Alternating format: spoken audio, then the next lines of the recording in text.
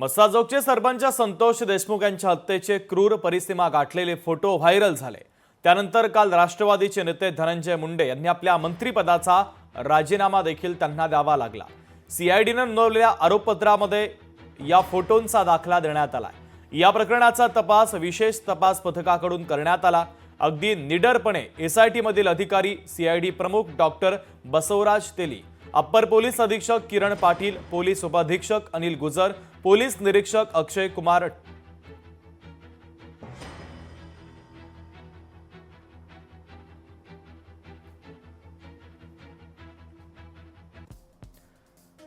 तर डॉक्टर बसवराज तेली हे सीआयडीचे प्रमुख होते। या समितीमध्ये हा तपास सगळा पूर्णत्वास गेलेला आहे। यासोबतच किरण पाटील हे अप्पर पोलीस अधीक्षक आहे। अनिल गुजर हे पोलीस उपाधीक्षक आहेत।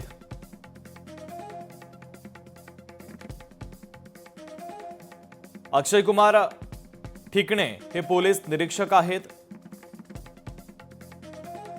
यासोबतच पोलीस हवालदार शर्मिला साळुंखे, पोलीस हवालदार दीपाली पवार यांनी या प्रकरणाचा तपास केलाय।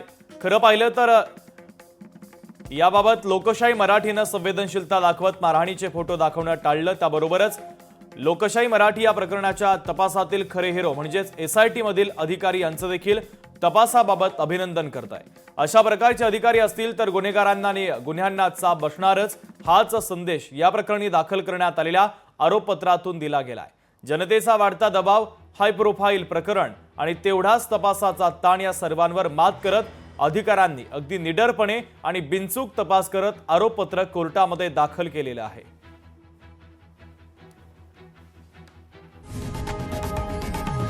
लोकशाही मराठी ऐका, पहा, जागरूक रहा।